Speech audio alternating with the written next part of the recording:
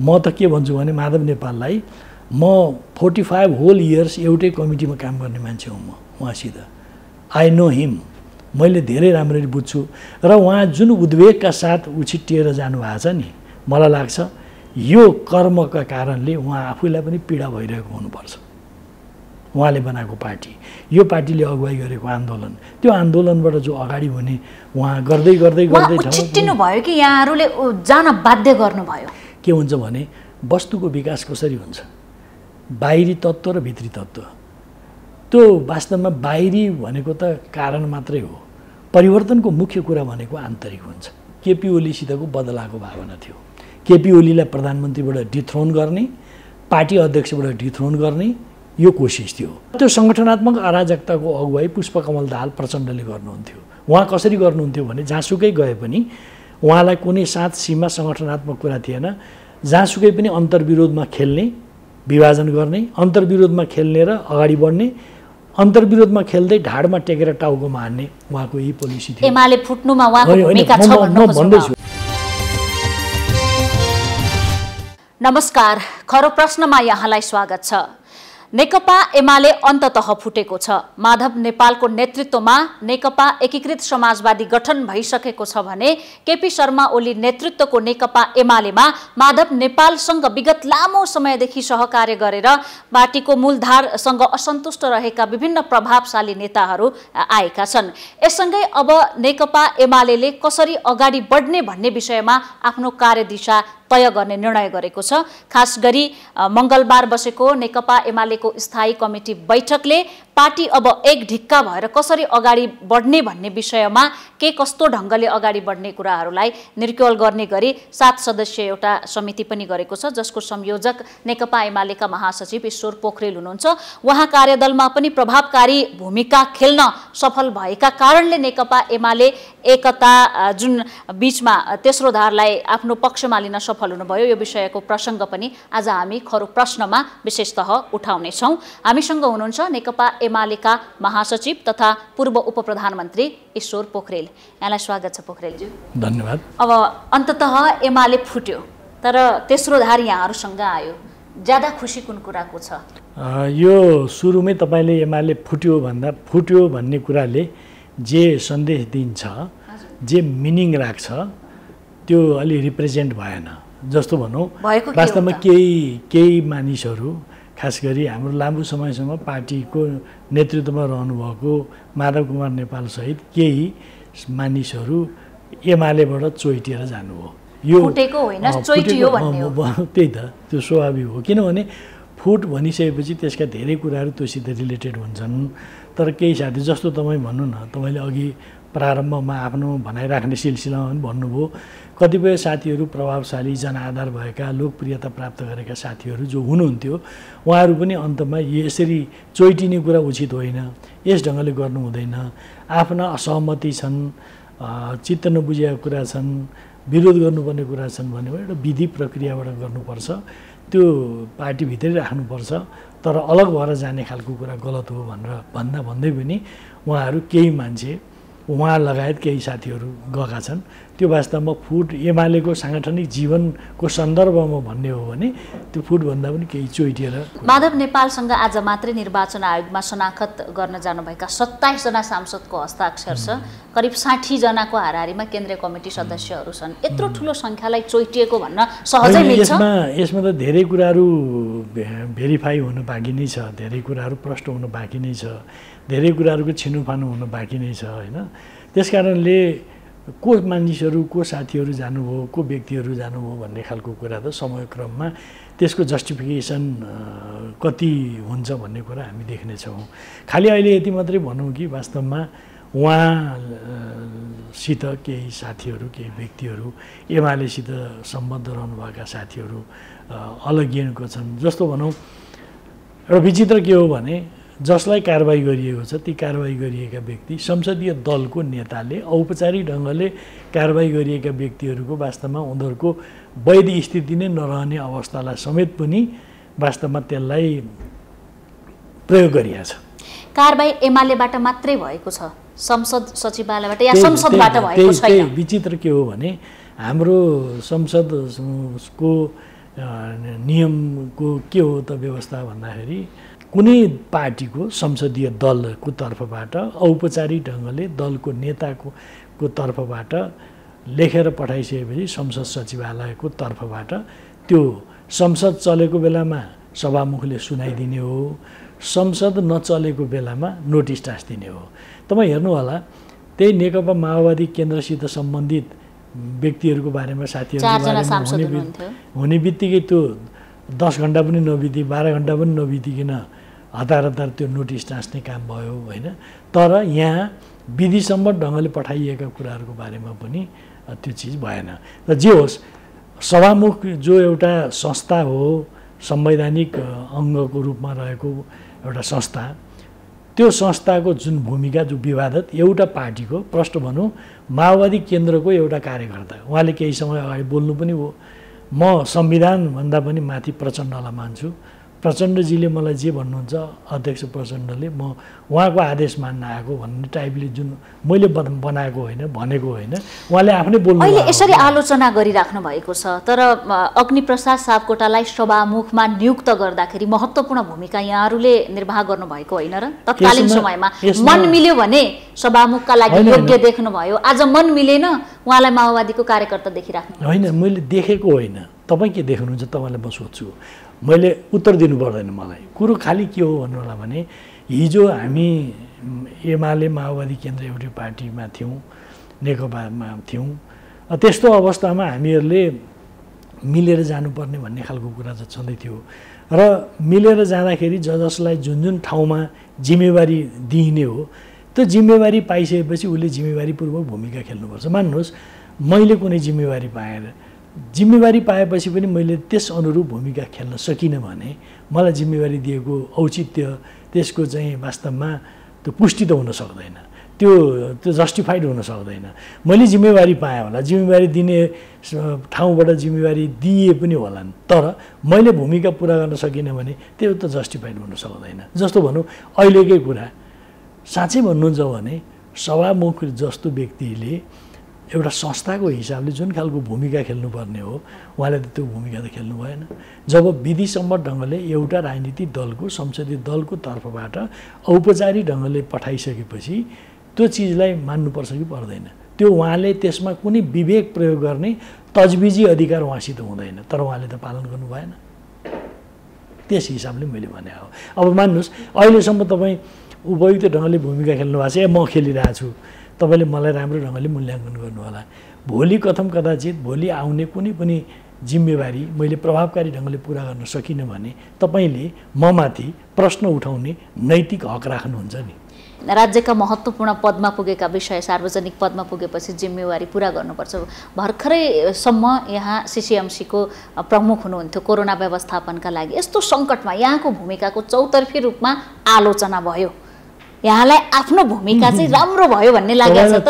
कल्याण प्रश्न उठेका छन् यहाँप्रति। तपाईँलाई म यो प्रोग्राममा तपाईँले अस्ति नै पनि मलाई यही विषय सोध्नु भएको थियो, फेरि अहिले सोध्नुभयो, तपाईँलाई पनि स्वाद लागिरहेको होला। तर म के भन्न चाहन्छु भने म यो प्रोग्राममा चुनौतीका साथ भन्छु, राज्यका कुनै अङ्ग, कुनै निकाय, कुनै अनुसन्धान गर्ने निकाय, राज्यका कुनै पनि अङ्ग, राष्ट्रिय अन्तर्राष्ट्रिय रूपमै कुनै पनि त्यस्ता निकायहरूले मेरो भूमिकाको बारेमा प्रश्न उठायो भने त्यसको सामना जुनसुकै ठाउँमा उभिएर पनि सामना गर्ने म सामना। हिजो प्रश्न उठाउने प्रमुख प्रतिपक्षी दल अहिले सत्तारूढ पार्टी छ नेपाली कांग्रेस। त्यो नभन्नु न, कुरा के भने अहिले आयो अनि ऊ चुप लाग्यो यस्तो खालको कुरा होइन। कुरोलाई जनरलाइज नगर्नुहोस्, सिम्प्लिफाई नगर्नुहोस् के कुरोलाई बी मोर स्पेसिफिक। जस्तो भनौँ तपाईँको बारेमा पनि कुरा उठिया छ नि, अब यो गोस्वा र टिप्पणीको के अर्थ छ, के जवाब? म त यति मात्र सिधै प्रश्न गरेँ मैले यहाँले भने जस्तो तपाईँ अहिले प्रासङ्गिक कुरा जिन्नु हो, तपाईँलाई त्यही कुरा तपाईँलाई सोध्न मन लागिरहेछ भने पनि त्यही ढङ्गले तपाईँ सोध्नुहोस्। म के मात्रै भन्न चाहन्छु भने म आफूले जिम्मेवारी लिएको कुराप्रति जुनसुकै बेलामा पनि जुनसुकै ठाउँमा पनि तपाईँको प्रश्नको उत्तर दिने प्रसङ्गमा मात्रै होइन, जुनसुकै ठाउँमा जुनसुकै हैसियत भएका निकायहरू होलान् नि, त्यस्ता संस्थाहरू संरचनाहरू राज्यका निकाय होलान्, होइन जुनसुकै ठाउँमा त्यसको फेस गर्ने म हैसियत राख्छु।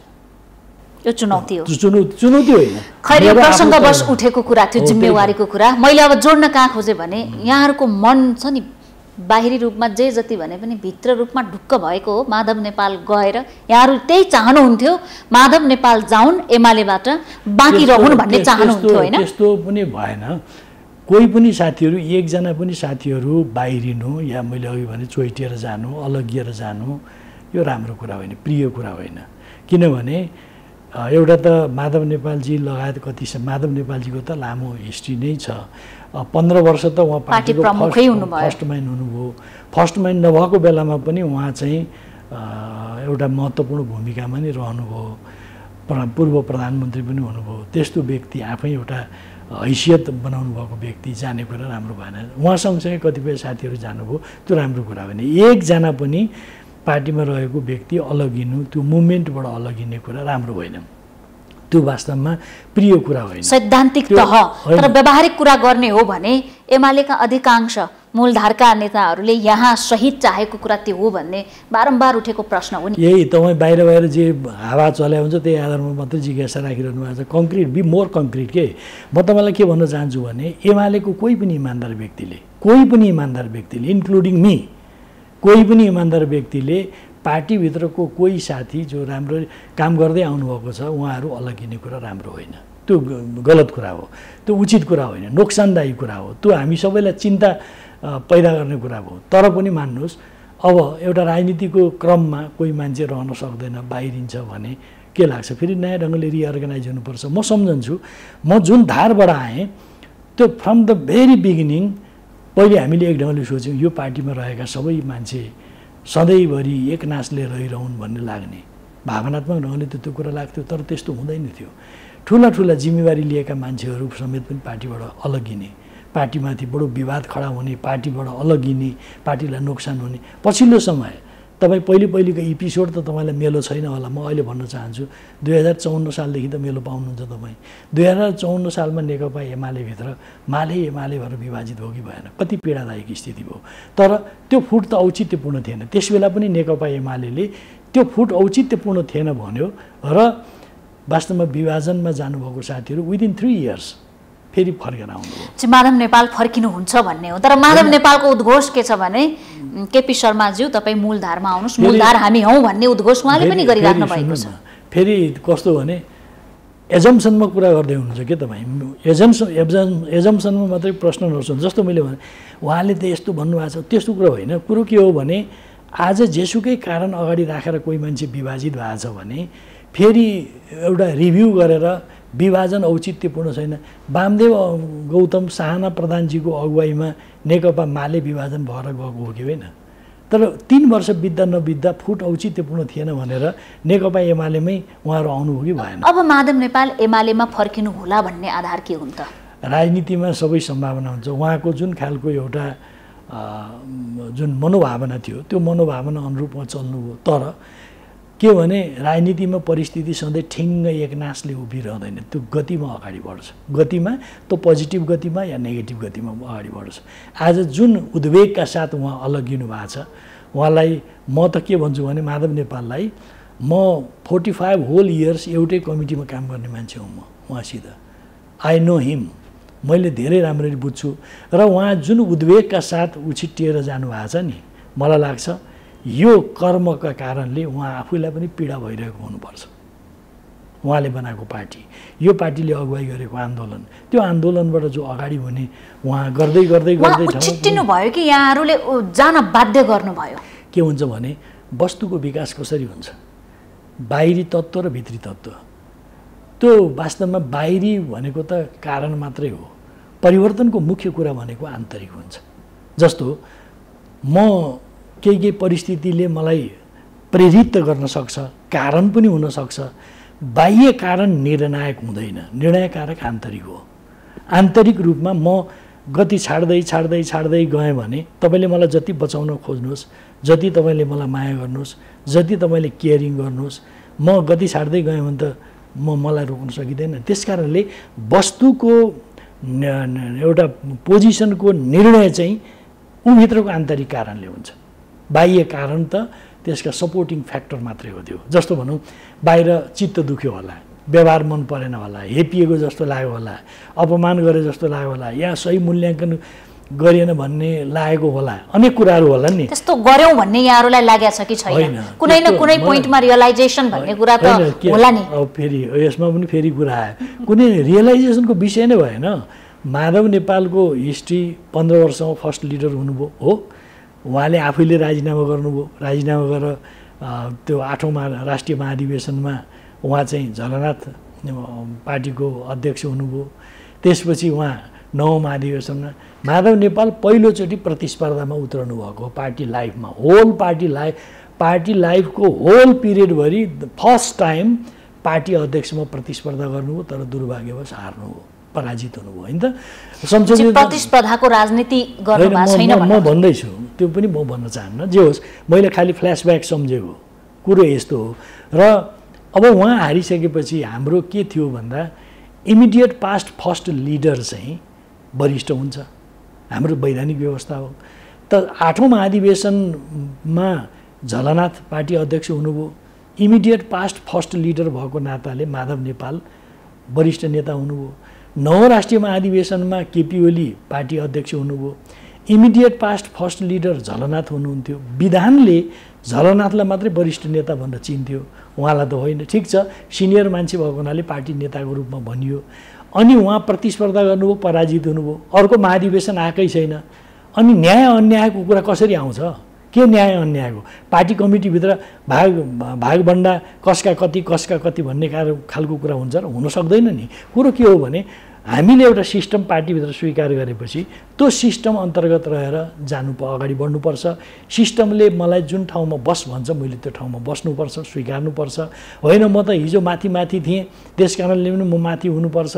वास्तवमा भन्यो भने माधव नेपाल एउटा व्यावहारिक ढङ्गले वरिष्ठ नेता भन्नु अलग कुरा हो, तर बाई पार्टी कन्स्टिट्युसनलको हिसाबले भन्यो भने बाई पोजिसन औपचारिक ढङ्गले कन्स्टिट्युसनली भन्ने हो भने वरिष्ठ भन्ने त्यो कुनै कुरा होइन। तर के भने सिनियर मान्छे हो, त्यस कारणले वरिष्ठ भनौँ भनेर भने हो। त्यो विधानमा एकजना मात्रै वरिष्ठ नेता हुन्छ, त्यो चाहिँ इमिडिएट अध्यक्ष हो, इमिडिएट पास्ट झलनाथ खनाल भयो। यो होला, यस्तै कुराले नै माधव नेपाल बिच्किनु पनि भयो होला। खैर मैले यहाँलाई जोड्न कहाँ खोजेँ भने अब हिजो माधव नेपालसँग यहाँहरूका गतिविधि विरुद्ध सडकमा आन्दोलन गर्न जानुभयो, आज यहाँहरूसँग जोडिनु भएको छ। धेरैको आशंका के छ भने यो कति दीर्घकालीन होला, अहिलेको नेकपा पनि कहिलेसम्म एक हुन सक्ला भन्ने प्रश्न छ। के हुन्छ भने नि, यो तपाईँ कति बाँच्नुहुन्छ, म कति बाँच्छु, मेरो पार्टी कुन बेलासम्म कसरी जान्छ भने सबैको त्यसको सुनिश्चित ग्यारेन्टी हुँदैन। त्यो त अनुकूल फ्याक्टरहरू सबै व्यवस्थित हुँदै गयो भने टिकिन्छ, होइन भने टिकिँदैन। त्यसकारणले स्वार्थ मिलेर एक हुनुभएको हो कि भाव मिलेर एक हुनुभएको? तपाईँ ब्रोडर सेन्समा भन्ने हो भने विचार मिल्नु स्वार्थ मिल्नु नै हो। स्वार्थ मिल्नु भने के हो भने आज राष्ट्रिय स्वाभिमानको लागि, स्वतन्त्रताको लागि, आर्थिक विकास र समृद्धिको लागि, स्वाधीनताको लागि, हाम्रो यो जुन जनताले पाएका अधिकारहरूलाई सुनिश्चित गर्नको लागि हाम्रो जस्तो पार्टी विभाजित हुनु हुँदैन, अलट चोइटिनु हुँदैन, यो विग्रह आउनु हुँदैन, एकताबद्ध हुनुपर्छ, सुदृढ हुनुपर्छ। यसले मुलुकलाई योग्यतापूर्वक नेतृत्व गर्नुपर्छ। कमी कमजोरी व्यवहारमा देखिएका छन् भने त्यसलाई सच्याउनुपर्छ भन्ने सोच मिलेर, त्यसलाई तपाईँ स्वार्थ भन्नुहोस् या विचार भन्नुहोस्, त्यो मिलेरै हामी एक ठाउँमा आएको हो नि त। त्यो मिल्दैन थियो भने साथीहरू हामी सबै एक ठाउँमा किन आउन सक्दैन थियौँ नि। त्यस कारणले एकदम फ्रेङ्कली स्पिकिङ के हो भने विचार मिलेर आएको, त्यसलाई बोलीचालीको भाषामा स्वार्थ मिलेर आएको। स्वार्थ के हो त भन्दा मुलुकको आर्थिक विकास र समृद्धि, राष्ट्रिय स्वाभिमान र स्वतन्त्रता, यो समाजको अराजकताको अन्त र सामाजिक सद्भाव कायम गर्ने कुरा, हाम्रो स्वाधीनता र स्वतन्त्रताको रक्षा हो। हाम्रो जस्तो पार्टी वास्तवमा सुदृढ हुनुपर्छ ताकि यी चिजहरू प्राप्त हुन सकुन्। यो परिघटनासँगै अब एउटा महत्त्वपूर्ण प्रश्न के पनि उठेको छ भने यहाँहरू 2075 जेठ 2 अघिको एमालेको हिसाबमा अगाडि बढ्न खोज्नु भएको छ। पार्टी अध्यक्ष केपी शर्मा ओलीको अडान त्यस यताको मात्रै थियो, पार्टीलाई कैयनपटक रिस्ट्रक्चर पनि गरियो, विभिन्न नियुक्तिहरू भए, पार्टीलाई विभिन्न प्रकारले अगाडि बढायो। यहाँनिर तेस्रो धारका भनिएका नेताहरूको जित भयो कि यहाँहरू त ब्याक हुनुभयो? यसमा मैले के देखिरहेको छु भने यो विषय विभिन्न सञ्चार माध्यमका साथीहरूले चाहिँ उठाउने भन्नुभएको छ। लास्ट महिना 27 गते सबभन्दा पहिले यो कार्यदल जो 10 सदस्यीय बन्यो, यो पार्टीभित्रका समस्याहरूलाई समाधान गर्नको लागि कार्यदल बन्यो। यो कार्यदल बनाइरहँदा पार्टी अध्यक्ष केपी ओलीले र माधव नेपालले सहमतिले नै 5-5 जना साथी, तर कार्यदलका साथीहरूले बडो मेहनतपूर्वक काम गर्नुभयो। दुवैसित सल्लाह परामर्श गर्दै कार्यदलले सर्वसम्मतिले एउटा सहमति कायम गर्ने प्रस्ताव तयार गर्यो। त्यो प्रस्तावलाई पार्टी अध्यक्ष केपी ओलीलाई त्यो सुझावको रूपमा बुझायो र माधव नेपाललाई पनि जानकारी दियो। मैले के भन्न चाहेको भने दुवै नेताहरूको सहमतिमा टिम बन्यो। टिमले परामर्शको आधारमा सुझावहरू तयार गर्यो। तयार भएका सुझावहरू दुवै नेतालाई टिमले दियो र केपी ओली पार्टी अध्यक्षले इमिडिएट बसेको पार्टी स्थायी कमिटीको बैठकमा ती सुझावहरूलाई प्रस्ताव राख्नुभयो र ओन गर्यो। स्थायी कमिटीले, तपाईँको जानकारीको लागि म भन्न चाहन्छु, स्थायी कमिटीले सबभन्दा पहिले त्यो सुझावलाई 10 बुँदे सहमति कायम गरेको, त्यसलाई कार्यान्वयन गरेर पार्टीभित्रको एउटा समझदारी कायम गर्नुपर्छ भन्ने सम्बन्धमा जे सुझाव दिएको छ त्यो सुझावलाई पार्टी स्थायी कमिटीमा प्रस्तुत गर्ने व्यक्ति केपी ओली हो। त्यसपछि बसेको तुरुन्तै 2-4 दिनभित्र बसेको केन्द्रीय कमिटीको बैठकमा उहाँले नै त्यो प्रस्ताव राख्नुभयो र केन्द्रीय कमिटीले ओन गर्यो। ओन गर्नुको अर्थ के हो भन्नु होला भने त्यसलाई लियो र अब कार्यान्वयन गर्नुपर्छ भन्ने कुरा हो। र एउटा अप्ठ्यारो अवस्था के हो भने ओन गरिसकेको छ, साथीहरू समेत बैठकमा आएदेखि कार्यान्वयन गर्ने योजना बनाउनुहुन्थ्यो भन्नु, साथीहरू त केही दिन त आउनु भएन, तर ओन त गर्यो। तर सँगसँगै तपाईँ के हेर्नुहोस् भने तिनै माधव नेपाल हुनुहुन्छ जसले 10 बुँदेलाई म सहमतिमा मान्दिनँ, त्यो 10 बुँदेको प्रति मेरो समर्थन छैन भनेर सार्वजनिक रूपमै बोल्नुभयो उहाँले। मेरो भनाइ के हो भन्दा केपी ओलीले चाहिँ त्यसलाई ओन गर्नुभयो, कमिटीले ओन गर्यो, केन्द्रीय कमिटीकै प्रोपर्टी बन्यो, त्यो स्थायी कमिटीको प्रोपर्टी बन्यो, त्यसलाई कार्यान्वयन गर्ने एउटा व्यवस्थित खालको योजना बनाउनु भयो उहाँले, होइन। अब त्यसपछि तर माधव नेपालले के गर्नु भने 10 बुँदेप्रति मेरो सहमति छैन भनेर उहाँले बोल्नुभयो। मेरो भनाइ के हो भने यो फर वाट के को लागि गरे यो? अब अहिले के हो त भन्दाखेरि माधव नेपालको मिल्ने इन्टेन्सन थिएन भन्न खोजेको हो। म ठ्याक्कै त्यही तपाईँले भनेको सूत्रमा त्यही भाषामा प्रयोग गर्ने, तर यो तथ्य हो नि। माधव नेपालले किन त्यसो गर्नुभयो मैले बुझिरहेको छैन। अहिले पनि साथीहरूले हिजो अस्ति त्यही कार्यदलमा रहनुभएको, माधव नेपालजी नजिक रहनुभएको कार्यदलमा रहनुभएको साथीहरूले सञ्चार माध्यममा बोल्दै हुनुहुन्थ्यो, उहाँले भनेर हामीले गऱ्यौँ, उहाँले जे भन्नुभयो त्यही कुरा सहमति गऱ्यौँ, तर उहाँले मान्नु भएन, नमानेर विभाजनमा जानुभयो, हामीले उहाँ त्यो विभाजनमा जाने कुरालाई साथ दिन्नौँ भनेर उहाँहरूले बोल्दै हुनुहुन्थ्यो साथीहरूले। मैले के भन्न खोजेको भने यो कुन मनस्थिति, कुन मनोरोगबाट निर्देशित हुनुभयो Madhav Nepal? This is big question. म के भन्न चाहन्छु, अब गठबन्धनका नेताहरूको भूमिका धेरै छ। यहाँहरूले बारम्बार के भन्नुहुन्छ भने माधव नेपाललाई प्रचण्डको उक्साहटको प्रभाव भयो, शेरबहादुर देउबाको प्रभावमा पर्न भयो, अलिकति मन लोभी भयो कि त्यो प्रश्नाउनुहोस् न, त्यसका आधारहरू के छन्? यहाँले भन्नुभयो नि मलाई एज्युम गरेर क्वेसन सोध्नुहुन्छ, यहाँहरू पनि त त्यही गर्नुहुन्छ। म त यसो गर्छु नि, तपाईँ राम्रो सञ्चारकर्मी हो मलाई थाहा छ, तपाईँलाई म सल्लाह के दिन चाहन्छु भने सम्भव हुन्छ भने माधव नेपाल स्वयंलाई फर्स्ट ह्यान्ड तपाईँले बुझ्नु जरुरी हुन्छ। तपाईँ के कारणले यस्तो हुनुभयो सोध्नुहोस् न, उहाँ के आफ्नै फ्रम द हर्सेज माउथ कुरा आउनु राम्रो होइन। मैले किन भनेर त्यो सोधौँला, तर तपाईँले सोध्नु, यहाँहरूले लगाएका आरोपहरू पनि त छन् नि त्यसमा। यो हामीले आरोपै लगाएको छैन, किन आरोप लाउने?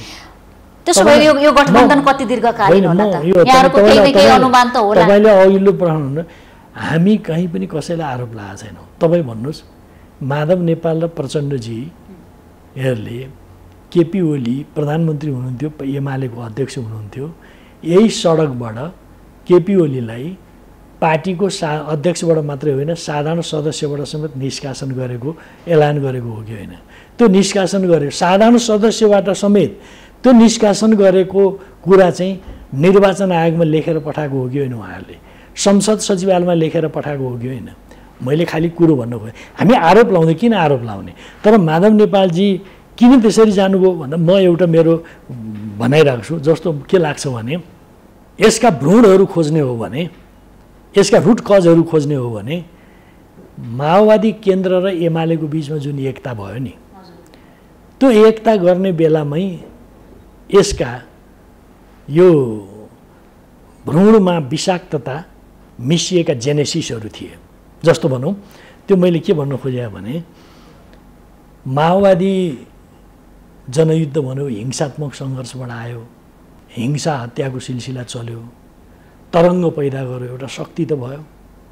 तर म फ्रेङ्कली भन्न चाहन्छु, माओवादी पार्टी बनिसकेका थिएन, विचारको आधारमा पनि पार्टी बनेको थिएन, सङ्गठनको आधारमा पनि पार्टी बनेको थिएन, नेतृत्वको हिसाबले पनि पार्टी बनेको थिएन।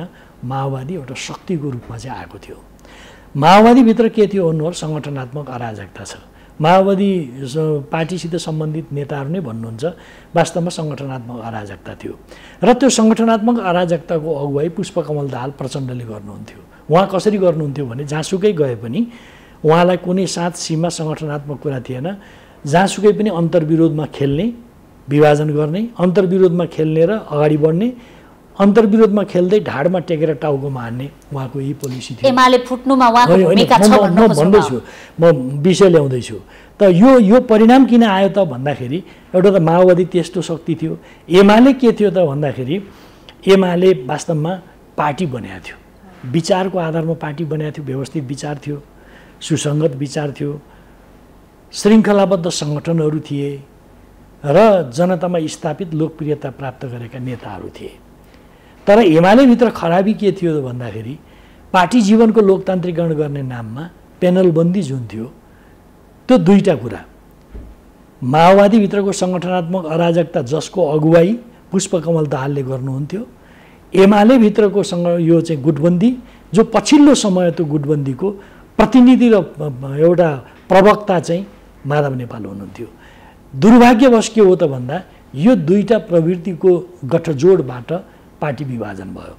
त पछिल्लो समयमा जुन किसिमले यो स्थिति आयो नि, यो स्थिति आउनु पछाडि वास्तवमा त्यो एकताका गर्ने बेलामै जो समस्याहरू थिए त्यही समस्याहरू नै विकसित भएर यो रूपमा 2.5 वर्ष कार्यकालका कुरा बिर्सिनु भयो। खै मैले यहाँ कहाँ जोड्न खोजेँ भने यदि माओवादी पार्टी थिएन, अराजक एउटा समूह थियो प्रचण्डको नेतृत्वमा भने एमाले त स्थापित भइसकेको सर्वमान्य पार्टी थियो, संसदको सर्वोच्च पार्टी थियो, अनि किन एकता गर्नुभयो त? कसैले डन्डीले नै पिटेर एकता गर्नु भन्या त होइन नि त यहाँहरूलाई। यसमा यस्तो नि, त्यो त समीक्षा गरौँला हामी, त्यसको समीक्षा बाध्यता के थियो म बताउँदैछु। बाध्यता थिएन, हामीसित स्वप्निल कुराहरू थिए। त्यो स्वप्निल कुराहरू भनेको के हो भने यो मुलुक पोलिटिकल इन्स्टेबिलिटीले तबाह भयो। त पोलिटिकल स्टेबिलिटीको लागि एउटा प्रो पिपुल प्रोग्रेसिभ फोर्स चाहिँ स्ट्रङ भएर आउँछ, मेजोरिटीको गभर्मेन्ट बन्छ, त्यो कम्युनिस्ट पार्टीको नेतृत्वको बहुमतको सरकार बन्यो भने त्यसले आर्थिक विकास र समृद्धि, राष्ट्रिय स्वाभिमान र स्वतन्त्रता, सामाजिक अराजकताको अन्त गर्ने कुराको सुनिश्चित हुन्छ भन्ने कुरा हामीलाई लागेकै हो। त्यही लोभमा, त्यही लागेर नै कसैले डन्डा हान्नु परेन। हाम्रो विश्लेषण त्यो के रह्यो भन्दा यो एकताले वास्तवमा सही दिशातर्फ जान्छ भन्ने हाम्रो एजम्सन नै हो। त्यो एजम्सनको आधारमा नै हामीले गऱ्यौँ। तर के भयो त भन्दाखेरि त्यो प्रभावी हुन सकेन। प्रभावी के भयो त भन्दा सङ्गठनात्मक क्षेत्रको अराजकता र एमालेभित्र रहेको गुटबन्दी जुन थियो त्यो बलशाली ढङ्गले गठजोड भयो त्यसको, र दुर्भाग्यपूर्ण परिणाम आयो। अब एमालेको नाफा नोक्सानको कुरा पनि जोड्न खोजेँ। यहाँहरू जनताले बनाएको संसदको सबैभन्दा ठुलो पार्टी हुनुहुन्थ्यो। संविधान जारी भइसकेपछि भएको पहिलो निर्वाचनबाट आफैमा एउटा ठुलो शक्ति हुनुहुन्थ्यो। एकीकरण गर्नुभयो, फुट्नुभयो, फेरि एमाले फुट्यो, सरकार गयो, 2/3 प्रदेश सरकारहरू धमाधम गुमाइराख्नु भएको छ, आफ्ना नेताहरू छिन्न भिन्न भएका छन्। यो समग्र परिस्थिति किन निर्माण भयो त? यहाँहरू धेरै लोभी हुनुभयो भन्ने जनताको पनि गुनासो के छ? नेताहरूमा लोभ धेरै पलायो, त्यसकारणले एमाले, नेकपा एमाले विनाशतर्फ उन्मुख भयो भन्ने। यो लोभ एउटा जनरल कुरा त मैले भन्नु हो, लोभको कुरै भएन। सत्ताको लोभ भने थपे, सत्ता पनि थपे मैले। लोभ त किन? हामीले लोभ गरेर पाउने चिज हो र यो त के भने हैसियत स्थापित गरेर प्राप्त हुने चिज हो नि। जस्तो भनौँ हामी जुन हैसियत आफ्नो बसमा हुँदैन त्यो हैसियत पनि के हैसियतको यस्तो नि, जुन बेलासम्म हामी बहुमतमै भएर सरकार बनायौँ, तर तपाईँ भन्नुहोस् यही भित्र विग्रहको स्थिति पैदा भइसक्यो, टिक्ने स्थिति नै भएन। यही भित्र विग्रहको स्थिति भइसकेपछि कसरी टिक्थ्यो? टिक्न सक्दैन थियो, टिकेन। त्यहाँ लोभी भएर बसेर पाउने अनि नपाउनु लोभ त्याग दिँदाखेरि जाने भन्ने कुरा त भएन नि। त्यस्तो होइन, के मात्रै हो भन्नु होला भने यो युनिटी कायम रहेको भए कायम रहिरहन्थ्यो, यो कायम रहेन, विग्रह पैदा भयो। अझ एमाले भित्रै पनि विग्रह पैदा भइसकेपछि यो चिज रहेन। अब जनतामा गएर 2/3 दिनु भन्ने नैतिक धरातल बाँकी रह्यो होइन। नैतिक धरातल सिम्पली क्वेसन गर्दाखेरि तिमीहरूले दिएको थियो के गर्यो भने जनताले सोध्छन्, जनताले भन्छन्, प्रश्न गर्छन्। हाम्रा अयोग्यता, असावधानी, कमी कमजोरी जे देखेका छन् जनताले भन्छन् र जनताले भनेका ती कुराहरू नम्रतापूर्वक सुन्नुपर्छ पहिली, र हामीले त्यसको जवाब दिनुपर्छ। हामीले नढाँटिकन जे गुज्रिएको हो, जे आप बिती बात हो नि, जे भएको हो ती भएका कुरा जे भएको भन्न प्रचण्ड, माधव कुमार नेपाल, शेरबहादुर देउबा, अरूलाई, उपेन्द्र यादवलाई आरोप लगाउनुहुन्छ। होइन, जे भएको भन्दैछु मैले। जे भएको कुरा हो जनतालाई जस्ताको तस्तै बताउनुपर्छ। हामीबाट के भयो त्यो कुरा बताउनुपर्छ, परिस्थिति कस्तो रह्यो त्यो बताउनुपर्छ, कुन शक्तिको के भूमिका रह्यो, हाम्रो विश्लेषण, हाम्रो दृष्टिकोण, हाम्रो बुझाइ जनतालाई जस्ताको तस्तै बताउनु। दल विभाजन सम्बन्धी अध्यादेश आउँदा विरोध गर्नुभयो, हिजो त्यही सरकारको उपप्रधानमन्त्री हुँदा त्यस्तै दल विभाजन सम्बन्धी अध्यादेश लिँदा यहाँको समर्थनमै नआउने कुरा भएन, मन्त्री परिषदकै सिफारिसमा गएको, सेकेन्ड पर्सन हुनुहुन्थ्यो। त्यसमा के बुझौँ भने नि, कुनै एउटा इस्यु को यसको ठिक कि बेठिक भन्दा यसको रिलेटिभ उत्तर हुन्छ, निरपेक्ष उत्तर हुँदैन। जस्तो भनौँ 2072 सालमा संविधान जारी हुनुभन्दा पहिले राजनीतिक दल सम्बन्धी के व्यवस्था थियो भने कुनै राजनीतिक दल विभाजनको लागि, एकदम मैले एउटा माइनटली भन्दैछु, कुनै राजनीतिक दल विभाजनको लागि प्रतिनिधि सभाको निर्वाचित भएका 40% वा केन्द्रीय कार्यकारी समितिको 40% भन्ने वा नै थियो 2072 सालभन्दा पहिले। 2072 सालमा संविधान जारी भइसकेपछि, त्यो संविधान जारी भएपछि के व्यवस्था गरियो भने त्यो वा हटाएर राखियो। कसरी राखियो त भन्दा, या त निर्वाचित भएको प्रतिनिधि सभाको 40% र केन्द्रीय कार्य समितिको 40% भने ओके। तर प्रब्लम के भयो त्यसपछि राजनीतिक दलहरूभित्र तमासा के भयो भन्दा त्यो केन्द्रीय कार्य समिति दुईटै अनिवार्य गरियो राखेर। तर केन्द्रीय कार्य समिति कस्तो अनिश्चित भयो भने हिँड्दै भन्नुहोस् 100 को कार्य समिति थियो, एकता एकीकरण भयो भनेर 50 जना थपेको छ, 200 थपेको छ, गर्दै 4000 को केन्द्रीय कमिटी, 5000 को केन्द्रीय कमिटी, 6000 को केन्द्रीय कमिटी, यस्ता तमासा पनि भए। म भन्दैछु एउटा समग्र प्रब्लमलाई मैले राखेको कि कस्तो भने हाम्रो पार्टी या माओवादी पार्टीको मात्रै कुरा गरिन, तमाम पार्टीहरूभित्र के स्थिति पैदा भने कुन कार्य समिति, त्यसको लेजिटिमेट नम्बर चाहिँ कुन हो भन्ने त एउटा बिग कन्फ्युजन भयो नि। त्यसले गर्दा राजनीतिक दल सम्बन्धी जो विभाजन सम्बन्धमा जुन हाम्रो एउटा भावनात्मक ढङ्गले व्यवस्था गरिएको थियो त्यसको कार्यान्वयनको पाटोमा त प्रब्लम भयो नि। त्यसकारणले केपी ओलीको नेतृत्वको सरकार भएको बेलामा, संसद नरहेको बेलामा, संसद अन्त गरेर अनि यसो चाल मारेर ल्याएको होइन, संसद नभएको बेलामा राजनीतिक दल सम्बन्धी विधेयक सम्बन्धित राजनीतिक दलका नेताहरूसित समेत परामर्श गरेर त्यो अध्यादेश के गरी ल्याइयो भने कार्य समितिको 40% वा निर्वाचित प्रतिनिधि सभाको सदस्यको 40% भनेर ल्याइएको थियो। वा त्यो चाहिँ नेपाली कांग्रेस लगायतका राजनीतिक दलहरूसितको परामर्शबाट ल्याइएको थियो। तर उद्देश्य तत्कालीन होइन, म भन्दैछु राजपा र संघीय समाजवादी फोरमतिर थियो फुटाउने भन्ने। होइन, फुटाउने त्यसरी भएन, त्यो त त्यतिकै उद्देश्य यस्तो थियो भन्ने कुरा होइन। त्यो चलिरहेकै चिज थियो। राजनीतिक दल सम्बन्धी त्यो विधेयक वास्तवमा समस्या भयो भन्ने लागिरहेकै थियो। कार्य समितिको लेजिटिमेसीमै प्रब्लम आइसकेपछि त्यसलाई व्यवस्थित गर्नुपर्छ भनेर ल्याइएको। तर त्यसमाथि अनेक ढङ्गले पछि कुरा उठ्यो, खैर त्यो फिर्ता भयो। आज के गरिँदैछ भने हिजो जे मुद्दा उठाएर त्यसमाथि प्रहार गरिएको छ, एकदम सर्टेस्ट टाइमभित्र नै अहिले के गरियो त भन्दाखेरि 40%लाई 20%मा झारियो र राख्ने ठाउँमा वा त बनाइयो। कार्य समितिको 20% वा फिर्ता भयो, या प्रतिनिधि सभाको 20% भनियो, र त रहेन। 40बाट 20 र 20 को पनि वा भन्ने कुरा आयो। एउटा यो। दोस्रो यसको सम्बन्धित के छ भने यो त कसरी हो भन्दा अचानक त्यो दिन संसद जुन स्थगन गर्नुभयो अग्नि सापकोटाजीले सभामुखले, त्यस बेलासम्म अगाडिका एजेन्डामा विभिन्न हाम्रा कार्यसूची छन्, अब यो अवधिमा हामी यो गर्छौँ भन्ने सुनाउँदै हुनुहुन्थ्यो। पत्र छन् अझै पनि उहाँ सुनाउँदै हुनुहुन्थ्यो, तर अन्तिममा बोल्दै उहाँले संसद स्थगन गरेको कुरा भनिदिनु भयो। यहाँहरूलाई बडो चिन्ता भयो त्यही संसदको जुन संसद दुई पटक विघटन गर्नुभयो। फेरि तपाईँ अगाडि जानुभयो कि यो चिज कन्क्लुड हुन दिनु न। कुरा के हो भन्नु होला भने, जब तपाईँले अचानक ढङ्गले केही नै नभनिकन तुरुन्तै स्थगन गर्नुभयो, कुनै एजेन्डा छैन, केही छैन, अचानक गर्नुभयो। आधा घन्टा अगाडि बोल्दै हुनुहुन्छ सभामुख, विभिन्न विषयहरू छन्, अब म मन्त्रीजीहरूलाई यी विषयमा भोलि पर्सि जवाफ दिनको लागि भन्छु भन्दै हुनुहुन्छ। आधा घन्टा पछाडि उहाँले स्थगन गर्नुभयो हो। अनि उहाँले स्थगन गर्नुहुन्छ, त्यसको 12 घन्टा पनि नबित्दैकिन अध्यादेश ल्याउनुहुन्छ। अध्यादेश कस्तो ल्याउनुहुन्छ अघि मैले बताइहालेँ। र यो कुरा अब के हामी सुन्दैछौँ सञ्चार माध्यममा, अब के हो त भन्दा, जे मिसन थियो त्यो मिसन त पुरा भयो। अब अध्यादेशलाई निष्प्रभावी बनाउने, मतलब एमाले विभाजन गर्ने निश्चित उद्देश्यका साथ सभामुख अग्निप्रसाद सापकोटाजीले भूमिका खेल्नुभयो भनेर मानिसहरूले भने यो होइन भनेर कसरी भन्ने? जे होस्, देउबाको भूमिका के रह्यो त? सभामुखको भूमिका त एउटा होला। मैले होइन विभिन्नको होला, तर सभामुख त फोर फ्रन्टमा देखिनु भयो नि त। सभामुखले नै स्थगन गर्नुभयो। सभामुखले त्यो ठाउँमा अध्यादेश त मन्त्री परिषदबाट गएको हो। मन्त्री परिषद यहाँहरू अहिले पनि देउबाको खुलेर विरोध गर्न खोज्नुहुन्न। देउबा अहिले पनि ओली पक्ष, अहिले त नेकपा एमाले भइहाल्यो, विरोध गर्न यहाँहरूको एउटा अजीब कनेक्सन चाहिँ छ। होइन, अजीब कनेक्सन त्यो हेर्नै परेन।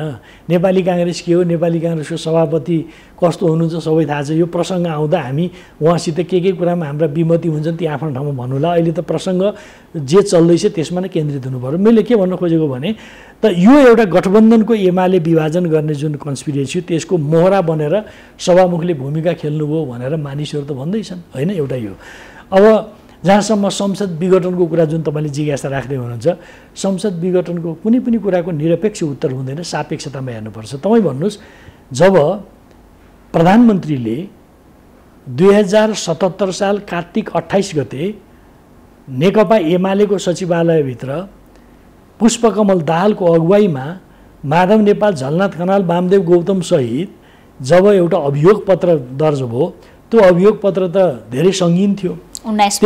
त्यस्तो अवस्थामा प्रधानमन्त्रीले भन्नुभयो, पार्टी अध्यक्ष केपी ओलीले भन्नुभयो, तपाईँहरूले यस्तो खालको कुरा अभियोग लगाइसकेपछि कि त आन्तरिक समस्या हो भने हल गर्ने हिसाबले जानु पर्यो।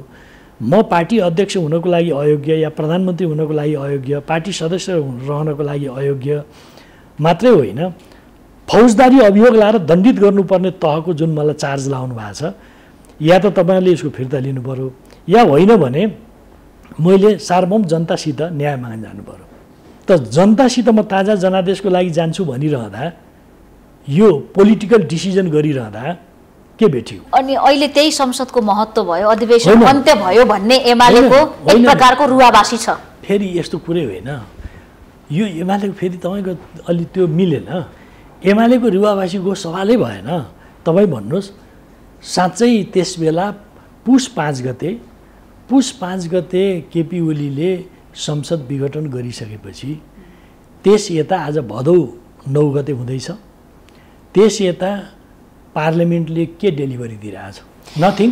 बिजनेस विहीन छ भन्ने कुरामा यहाँहरू ढुक्क हुनुहुन्छ। संसद चलेन भन्ने कुरामा हामी पास भयौँ, एमाले बिजनेस पाएन भन्ने प्रमुख कुरा हो कि जनताका कुराहरू संसदभित्र या संसद चलायमान भएन भन्ने चिन्ता? कुरा डाइभर्ट भयो कि विषयमा केन्द्रित हुनु पर्यो। त्यो भनेको के हो भन्नु होला भने, संसद नभई हुँदैन, संसदको रक्षा गर्नको लागि भन्नुभयो, तर जस्तो पोलिटिकल इन्भाइरोमेन्ट छ संसद त वेल फङ्सनिङ स्थितिमा त छैन, वेल फङ्सनिङ स्थितिमा छैन।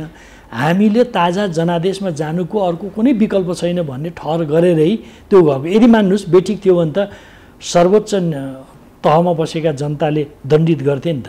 जनताको बिचमा जाँदा यो यो यो नालायकी काम गरेको हुनाले दण्डित गर भनेर भने हुन्थ्यो नि। जनताको बिचमा जान त समय आउँदैछ नि, जाने समय। त्यही त जाने समय। मैले त्यो पहिलेको प्रसङ्ग भन्दैछु।